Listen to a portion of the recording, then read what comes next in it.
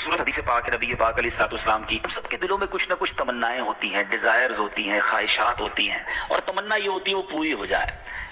आओ आज मैं बताता हूँ, नबी पाक अलैहिस्सलाम ने एक फार्मूला दे दिया है, एक ज़बरदस्त तरीका बताया है कि जिससे हमारी आरजुएं, हमारी ख्वाहिशात, हमारी तमन्नाएं पूरी हो सकती हैं। सरवर कायनात अलैहिस्सलाम ने फरमाया, मन सल्ला अलैया फी यौमिन मिअत मर्रतन, जिसने रोजाना मुझ पर 100 मरतबा दुरूद भेजा, क़दल्लाहु लहू मिअत हाजतिन, अल्लाह तबारक व तआला उसकी 100 हाजतें पूरी फरमाएगा। 100 दुरूद 100 हाजतें। हम तो 2-3 हाजतें पे ऐसे फंसे हुए हैं कि वो काम सीधे हो जाएं तो पता नहीं कितने बड़े मामले हल हो जाएंगे। 100 हाजतें। अच्छा, फिर करम नवाजी देखो, अल्लाह करीम है ना, बंदों पर मेहरबान है, वो ज्यादा जानता है, बेहतर जानता है कौन सी चीज हमारे लिए कितनी जरूरी है। तो फिर आका फरमाते हैं, सबईना मिनहा लिआखिरतिही व सलासीना मिनहा लिदुनिया। आका फरमाते हैं उनमें 70 आखिरत की और 30 दुनिया की हाजात होंगी। दुनिया में 30 हाजतें पूरी हो जाएंगी और आखिरत की 70 हाजतें पूरी होंगी। और करना क्या है, मेहनत क्या करनी है, कोशिश क्या करनी है, सिर्फ 100 बार दुरूद पाक पढ़ने वाले को अजर मिलता है। तो है मेरे पीछे इस्लामी भाइयों, चलते फिरते उठते बैठते आजकल सोशल मीडिया पे घंटों हमारे वक्त गुजर रहे हैं, उससे बचिए और दुरूद पाक अपनी जबान पर जारी रखिए। फिर देखिए इंशाअल्लाह। बल्कि मैं सच बताऊं, अगर कोई ऐसा मेरा भाई बैठा है ना जो परेशान है, बीमार है, कर्जे में डूबा हुआ है, किसी डिफिकल्टी में है, घर में प्रॉब्लम है, तबीयत ठीक नहीं है, आप यकीन करें, आप दुरूद पाक का वजीफा शुरू कर दें और पढ़ते रहें। बस आप अपनी आंखों के सामने देखेंगे कि चीजें आसान होना शुरू हो गई हैं, तबीयत बेहतर होना शुरू हो गई है, बोझ हल्का होना शुरू हो गया है, टेंशन फारिग होना शुरू हो गया है। मसला यही तो है कि प्रॉब्लम में, मुश्किल में हम सबको याद करते हैं, सबके पास जाते हैं, नहीं पुकारते तो अपने रब को नहीं पुकारते, अल्लाह के हबीब अलैहिस्सलाम पर दुरूद नहीं पढ़ते। तो अपनी आदत बनाएं और दुरूद पाक तो कब कब किस किस को काम आया है। अगर मैं ये कहूं ना कि मेरी और आपकी दुनिया में आमद का एक सबब भी हम सब की जो तख्लीक हुई है, हमारे जद्दे अमजद कौन है, हम किसकी औलाद हैं, हजरत आदम अलैहिस्सलाम की। अच्छा माशाल्लाह, हजरत आदम यानी हमारी अम्मी हुजूर फिर कौन हुई, बीबी हव्वा। माशाल्लाह, इतना तो पता है ना। हजरत आदम और बीबी हव्वा का रिश्ता कैसे हुआ आपको पता है, ये निकाह कैसे हुआ, ये रिश्ता हुआ, ये जोड़ा बना तो ये सिलसिला बनी आदम शुरू हुआ ना, औलाद शुरू हुई और बढ़ते बढ़ते बढ़ते आज हम सारे दुनिया में आ गए। हमें आदमी कहा क्यों जाता है, हम हजरत आदम अलैहिस्सलाम की औलाद है ना। अब आओ बताता हूं, ये पहला निकाह, ये पहला रिश्ता, ये पहला जो जोड़ा बना वो कैसे बना, सुभान अल्लाह। अब इसके बारे में ये आता है कि जब अल्लामा नबहानी रहमतुल्लाह तरह नकल करते हैं कि जब अल्लाह अज़्ज़ा वजल ने हजरत आदम अलैहिस्सलाम को पैदा किया, उन्होंने आंखें खोली तो अर्श पर इसमें मोहम्मद सल्लल्लाहु अलैहि वसल्लम लिखा हुआ देखा। हजरत आदम के दुनिया में आने से पहले ही मेरे आका का चर्चा है, नबी पाक का नाम अर्श पर लिखा हुआ है। अब अर्ज की, ऐ मेरे रब, क्या मुझसे बढ़कर भी तेरी बारगाह में कोई इज्जत वाला है, मुअज़्ज़ज़ है। हजरत आदम अल्लाह से पूछ रहे, इरशाद फरमाया, हाँ, ये नाम तेरी औलाद में से एक नबी अलैहिस्सलाम का है जो तुझसे बढ़कर मेरे यहाँ मुअज़्ज़ज़ है। हजरत आदम से कहा जा रहा है कि तुझसे बढ़कर मेरे यहाँ मुअज़्ज़ज़ हैं। अगर वो ना होते तो मैं न आसमानों को पैदा करता, न जमीन को, न जन्नत को, न जहन्नम को। कि जब अल्लाह अज़्ज़ा वजल ने उनकी पसली से हजरत हव्वा रज़ियल्लाहु ताला अन्हा को पैदा किया तो आदम अलैहिस्सलाम ने उन्हें देखा, ऐसी मखलूक कि जिसके मुशाबे कोई और मखलूक ना थी। अल्लाह अज़्ज़ा वजल ने हजरत आदम अलैहिस्सलाम में ख्वाहिश भी पैदा की तो उन्होंने अर्ज़ की, इलाही ये कौन है। फरमाया, हव्वा रज़ियल्लाहु ताला अन्हा। अर्ज़ की, मौला मेरे साथ जोड़ा बन जाए। इरशाद हुआ, तुम इसका महर अदा करो। अर्ज़ की, मौला महर क्या है। इरशाद फरमाया, उस नाम वाले पर 10 मरतबा दुरूद भेजना है। जिसका नाम अर्श पे देखा है ना, उसके नाम पर 10 बार उस नाम वाले पर दुरूद भेजो।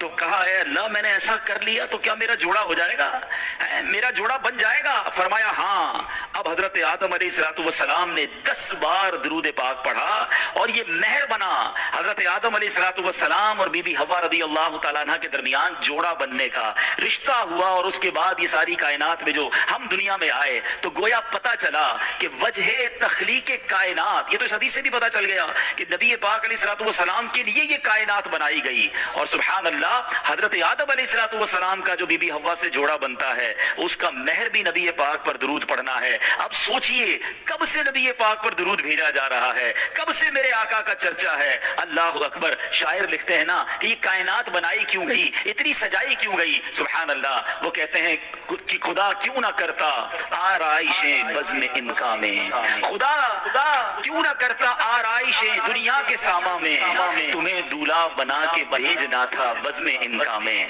ये सारी कायनात ही सजाई गई है नबी पाक अलैहिस्सलाम के लिए। मौलाना हसन अदा खान साहब लिखते हैं ना, कौनैन बनाए गए सरकार की खातिर, कौनैन बनाए गए सरकार की खातिर, कौनैन की खातिर तुम्हें सरकार बनाया, ऐसा तुझे खालिक ने तरहदार बनाया, यूसुफ को तेरा तालिबे दीदार बनाया। हजरत आदम अलैहिस्सलाम ने जब ये सवाल किया होगा, जरा इमेजिन करें कि या अल्लाह मुझसे बढ़कर भी कोई तेरे यहाँ इज्जत वाला है, तो बताया क्या गया है तेरी औलाद में, आना तेरे बाद बज़ाहिर है मगर तुझसे भी ज्यादा इज्जत वाला है। सैयद आला हजरत इमाम अहले सुन्नत बड़ा प्यारा शेर लिखते हैं कि जब से हजरत आदम अलैहिस्सलाम को ये पता चला कि मेरी औलाद में कोई ऐसी शख्सियत ने भी आना है जो रब के यहाँ इतना मकबूल है, तो उसकी याद में हजरत आदम अलैहिस्सलाम गोया गुम रहा करते। सुभान अल्लाह। सैयद आला हजरत लिखते हैं कि हजरत आदम अलैहिस्सलाम क्या कहा करते कि जाहिर में मेरे फूल हैं, हकीकत में मेरी असल। बाद में आने वाला तने के तना जो है उसके बाद फूल आता है ना, कहते जाहिर में तो मेरे फूल हैं, हकीकत में मेरी असल। उस गुल की याद में ये सदा बुल बशर की है। अबुल बशर कहते हैं हजरत आदम अलैहिस्सलाम को, वो उस वक्त भी नबी पाक को याद करते थे कि एक फूल ने आना है, लेकिन बाग सजाया उसी के लिए गया है, सब सारी कायनात सजी उसी के लिए है। सैयद आला हजरत लिखते हैं ना, क्या खूबसूरत बात लिखते हैं, उन्हीं की बू मायाए समन है, उन्हीं का जलवा चमन चमन है, उन्हीं से गुलशन महक रहे हैं, उन्हीं की रंगत गुलाब में, आका ही का सब कुछ है, उन्हीं का सब ये सजाया हुआ, उनके सदके से ये सारी कायनात बनी है। अल्लाह बस नबी पाक का सच्चा, नबी पाक अलैहिस्सलाम के रोजे के बाहर, उनकी कब्र मुनव्वर के बाहर एक दरबान है, एक मैसेंजर है जो आका को पैगाम पहुंचाने वाला है। मेरा आपसे सवाल यह है कि मैसेंजर की समात का आलम यह है कि यहाँ बैठकर हम दुरूद पढ़ें वो वहां मदीने में सुन लेता है, पूरी दुनिया में जो दुरूद पढ़े वो फरिश्ता सुन लेता है। सिर्फ सुनता नहीं, पढ़ने वाले को रिकॉग्नाइज भी कर लेता है कि पढ़ने वाला है कौन, उसका नाम क्या है, उसके वालिद का नाम क्या है। जरा बताओ, दरबान की समात का आलम यह है तो मुस्तफा करीम की समात का आलम क्या होगा, मेरे आका के इल्म का आलम क्या होगा। तो अगर आज आशिकाने रसूल झूम झूम कर सलातो सलाम में मेरे रजा का ये शेर पढ़ते हैं तो क्या गलत करते हैं कि दूर और नजदीक के सुनने वाले वो कान, दूर और नजदीक के सुनने वाले वो कान, कान लाले करामत पे लाखों सलाम। तो ये तो हदीस पाक से पता चल रहा है कि जब दरबाने मुस्तफा सब की आवाजें सुन लेता है, वो सबके दुरूद सुन लेता है, तो मेरे आका क्यों ना समात फरमाएंगे। बस दिल से पुकारना है, फरियाद उम्मती जो करे हाले जार में, फरियाद उम्मती जो करे हाले जार में, मुमकिन नहीं कि खैरे बशर को खबर ना हो, वल्लाह वो सुन लेंगे, फरियाद को पहुंचेंगे। इतना भी तो हो कोई जो आह करे दिल से, बस दिल से पुकारने की देर है, काम बन जाने हैं। मुझे सच बताओ, एक उम्मती के लिए इससे बड़ी क्या सादत होगी, वो इधर दुरूद पढ़े उधर फरिश्ता उसका नाम बारगाह रिसालत में पेश करे, और सिर्फ मेरा नाम नहीं मेरे वालिद का नाम भी पेश करे, और मैं जितनी बार दुरूद पढ़ूं उतनी बार पेश करे। मैं 100 बार दुरूद पढ़ूं, 100 बार मेरा नाम नबी पाक के दरबार में जाए। देखो दुनिया का भी दस्तूर है कि जब कोई फकीर, जब कोई भिखारी दर पे बार बार आए ना, हमारे घर पर भी आए, हम कहते हैं ये रोज आता है, इसका काम कर दो।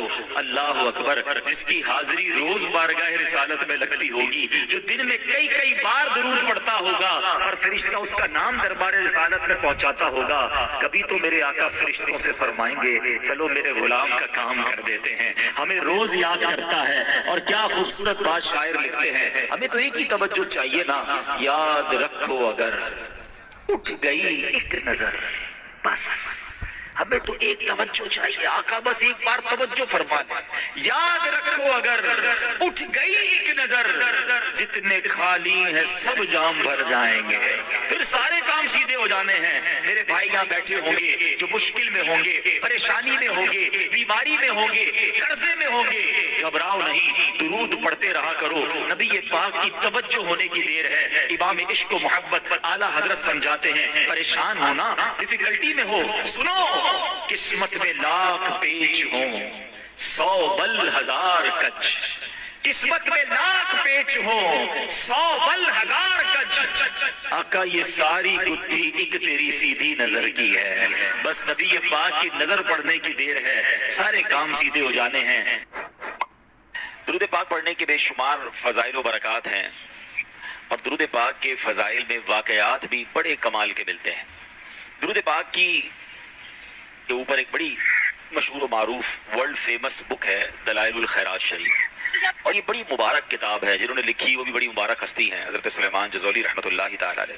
اور اس کتاب کے جو بلیسنگز ہیں، اس کی جو برکتیں ہیں، پڑھنے والوں کو جو جو ملا اور ملتا جا رہا ہے، اس کا کمال ہی اور ہے۔ ایک بڑا ایمان افروز واقعہ ہے، اور یہ امیر اہل سنت کو جو دعوت اسلامی کے فاؤنڈر ہیں مولانا الیاس قادری صاحب، ان کو کسی نے سنایا تھا۔ کتیانہ جوناگڑھ اسٹیٹ، یہ انڈیا کے جس وقت پاک و ہند ساتھ تھا اس زمانے کا یہ واقعہ ہے کہ اس میں ایک بڑا زبردست عاشق رسول رہتا تھا، اور وہ درود پاک بہت پڑھتا تھا، اس کو پوری دلائل الخیرات شریف زبانی یاد تھی۔ اور وہ کیا کرتا تھا، وہ سنگ تراشتا، وہ پتھروں کو تراشتا تھا، سٹون کا کام تھا، تو ایک پتھر تراشتا تھا تو دلائل الخیرات شریف کا ایک باب پورا پڑھ لیا کرتا تھا، اتنا اس کا دلائل الخیرات شریف کا ورد تھا۔